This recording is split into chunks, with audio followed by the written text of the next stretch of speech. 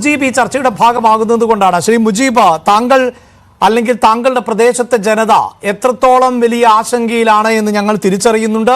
ഈ ചർച്ചയ്ക്ക് തൊട്ടു മുമ്പ് പോലും അവിടുത്തെ സാഹചര്യം, അതിന്റെ തത്സമയ ദൃശ്യങ്ങൾ ഞങ്ങൾ പ്രേക്ഷകരിലേക്ക് എത്തിച്ചതാണ്.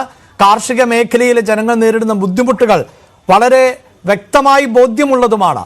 ഇവിടെ അപ്രതീക്ഷിതമായി ഒരു സ്ത്രീ, അതും ആദിവാസി വീട്ടമ്മ, കടുവയുടെ ആക്രമണത്തിൽ കൊല്ലപ്പെടുന്നു. അത് അതിദാരുണമാണ്, അങ്ങേയറ്റം വേദനാജനകമാണ്.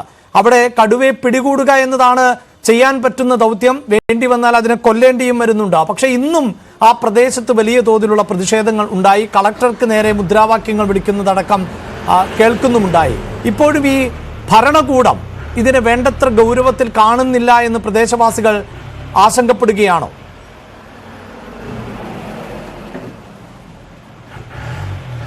തീർച്ചയായിട്ടും ഞങ്ങൾ ഇന്നലെ അടിയന്തരമായി ഈ ദാരുണമായ സംഭവം ഉണ്ടായതിനു ശേഷം വളരെ പെട്ടെന്ന് തന്നെ കടുവയെ വെടിവെച്ച് കൊല്ലാനുള്ള ഒരു ഉത്തരവ് ഇറങ്ങുന്നു. അതോടൊപ്പം ആ കുടുംബത്ത് ഒരു ധനസഹായം 11 ലക്ഷം രൂപ പ്രഖ്യാപിക്കുന്നു.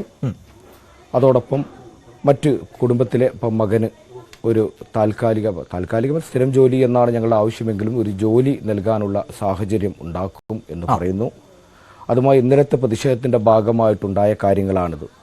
പക്ഷേ അപ്പോഴും ഈ ഓർഡർ നമുക്ക് പിന്നെ പരിമിതമായ ഒരു അറിവ് വെച്ചുകൊണ്ട് ഇപ്പോഴുള്ള ഈ ഒരു കടുവയെ വെടിവെച്ച് കൊല്ലാൻ ഇറക്കിയ ഈ ഒരു ഓർഡറിൽ എങ്ങനെയാണ് ഈ ഒരു കടുവയെ വെടിവെച്ച് കൊല്ലാൻ പറ്റുക എന്ന് നമുക്ക് പൊതുസമൂഹത്തിന് മനസ്സിലാക്കും. വെറുതെ ഒരു ജനങ്ങളുടെ ഇന്നലെ ഉണ്ടായ ഒരു പ്രതിഷേധം, ജനങ്ങളുടെ ഒരു പ്രതിഷേധത്തെ തണുപ്പിക്കുന്നതിന് വേണ്ടി മാത്രമാണ് അത്തരം ഒരു സാഹചര്യങ്ങൾ ഉണ്ടായത് എന്നാണ് ഞങ്ങൾ മനസ്സിലാക്കുന്നത്.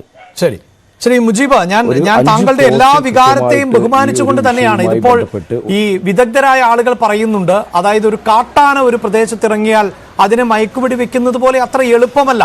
കടുവ, പുലി എന്നതൊക്കെ ആ ജീവികളുടെ ശാരീരികമായ ഘടനയും അതിന്റെ പ്രത്യേകതയും നമുക്കറിയാം. നിമിഷങ്ങൾ കൊണ്ട് കുതിച്ചു പായാൻ ശേഷിയുണ്ട്, കാണാമറയത്തേക്ക് കുതിക്കാൻ ശേഷിയുണ്ട്. മാത്രവുമല്ല ഈ മലയാളികളെയും ഒക്കെ സംബന്ധിച്ചിടത്തോളം ഇതത്ര പരിചിതമായ ഒന്നുകൂടിയല്ലല്ലോ. ഇങ്ങനെ എപ്പോഴും കടുവയെ എങ്ങനെ നേരിടാം എന്നത് സംബന്ധിച്ച ഒരു പ്രാക്ടിക്കൽ നോളജിന്റെ കുറവുണ്ടാകുമല്ലോ. അപ്പോൾ ഈ ഷാർപ്പായി ഇതിങ്ങനെയാണ് നടത്താൻ പോകുന്നത് എന്ന് മുൻകൂട്ടി നിശ്ചയിച്ച് കൃത്യമായ ഒരു ഉത്തരവിറക്കുക സാധ്യമാണോ?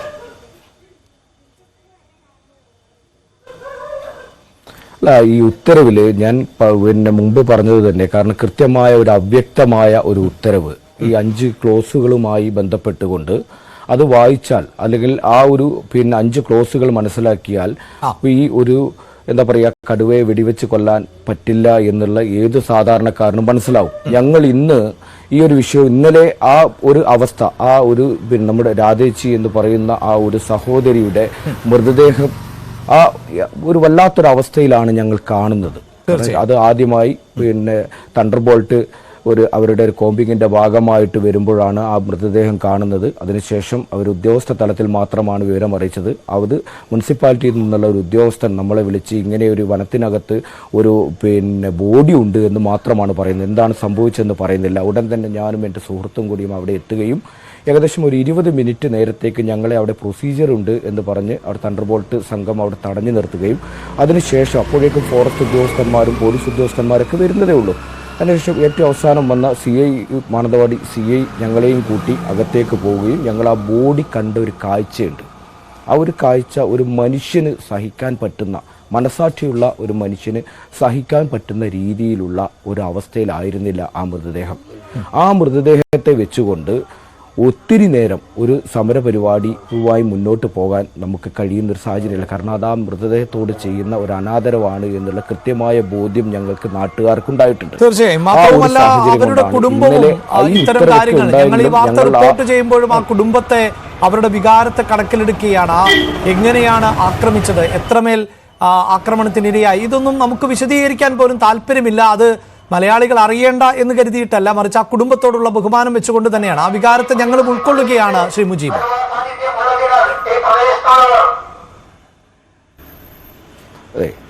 ഈ ഒരു സാഹചര്യത്തിൽ നിന്നുകൊണ്ട് ഇന്ന് ഈ മൃതദേഹം വന്ന് അത് അടക്കിന് വേണ്ടി കൊണ്ടുപോയ സമയത്താണ് ഞങ്ങൾ CCFനെ നേരിൽ പോയി കാണുകയും ഈ ഉത്തരവിലെ അവ്യക്തതകൾ നീക്കണം, നിങ്ങൾ ഇതിനെ കൃത്യമായി വെടിവെച്ച് കൊല്ലുമെന്ന് എന്ത് ഉറപ്പാണുള്ളത് എന്ന് ഞങ്ങൾ ചോദിക്കുകയും അതുമായി ബന്ധപ്പെട്ട് ആദ്യം CCF നമ്മളോട് ഒരു മോശമായ ഒരു പദപ്രയോഗം നടത്തിയപ്പോൾ, അതായത് ഒരു ധാർഷ്ട്യത്തോടെയുള്ള ഒരു പദപ്രയോഗം നടത്തുമ്പോഴാണ് അവിടെ വൈകാരികമായ ഒരു തരത്തിലേക്ക് ആ കാര്യങ്ങൾ പോയത്.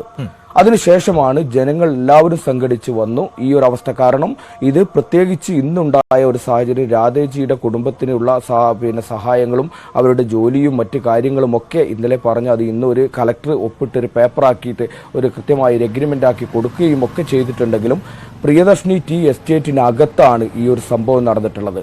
പ്രിയദർശിനി ടീ എസ്റ്റേറ്റ് എന്ന് പറയുന്നത് ഏഷ്യയിലെ തന്നെ ഏറ്റവും വലിയ ആദിവാസി പുനരധിവാസ കേന്ദ്രം എന്ന് അവകാശപ്പെടുന്ന ഒരു പ്രദേശമാണ്. ആദിവാസി വിഭാഗത്തിലെ ഏറ്റവും പിന്നോക്ക വിഭാഗങ്ങളായ അടിയ പണിയ വിഭാഗത്തിലുള്ള ആളുകളാണ് ആ എസ്റ്റേറ്റിൽ ജോലി ചെയ്യുന്നത്.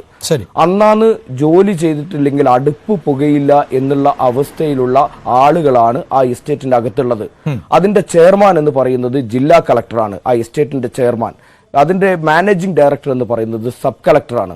ഇന്നലെ ഈ സംഭവം നടന്ന്, ദാരുണമായ ഈ സംഭവം നടന്നതിന് ശേഷം ഇന്നലെ വൈകുന്നേരം ആ കുടുംബത്തിനുള്ള 5 ലക്ഷം രൂപയുടെ ആദ്യഘട്ട ധനസഹായം നൽകുന്നതിന് വേണ്ടി മാത്രമാണ് ഈ ജില്ലാ കളക്ടർ ഈ പ്രദേശത്തേക്ക്, സബ് കളക്ടറും ഈ പ്രദേശത്തേക്ക് വന്നത്. അതും അവരുടെ കീഴിലുള്ള ഈ എസ്റ്റേറ്റിലെ തൊഴിലാളികളെ ഒന്ന് സ്വാന്തനിപ്പിക്കാൻ പോലും ഈ ഉദ്യോഗസ്ഥർ, ജില്ലാ ഭരണകൂടത്തിലുള്ള ഉന്നതരായ ജില്ലാ ഭരണാധികാരി കൂടിയായ കളക്ടർ തയ്യാറായിട്ടില്ല. ഇന്ന് പോലും ഈ പ്രദേശത്തേക്ക് സന്ദർശിക്കുകയോ മറ്റു കാര്യങ്ങളോ, ഈ രാവിലെ മുതൽ ഈ സമരം ഉണ്ടായിട്ട് പോലും ആ കളക്ടർ വരണമെന്ന് ആവശ്യപ്പെട്ടത് ഈ പാവപ്പെട്ട ഏകദേശം 89ഓളം കുടുംബങ്ങൾ പ്രിയദർശിനി എസ്റ്റേറ്റിലുണ്ട്, 200-ലേറെ ആളുകൾ.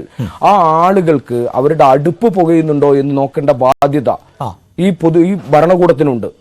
അവർക്ക് ഒരു കൃത്യമായ ഒരു ഭക്ഷണവും മറ്റു കാര്യങ്ങളോ അവർക്ക് എത്തിക്കുന്നതിനോ അവരുടെ ഒരു വേതനം അല്ലെങ്കിൽ അവധിയോട് കൂടിയിട്ട്, വേതനത്തോട് കൂടിയിട്ടുള്ള അവധിയോ കൊടുക്കുന്ന ഒരു സാഹചര്യം. കാരണം ഈ ഒരു കടുവയുടെ 144 പ്രഖ്യാപിച്ചത് കൊണ്ട് തന്നെ അവർക്ക് പുറത്തിറങ്ങാനോ ജോലിക്ക് പോകാനോ സാധിക്കാത്ത ഒരു സാഹചര്യമുണ്ട്.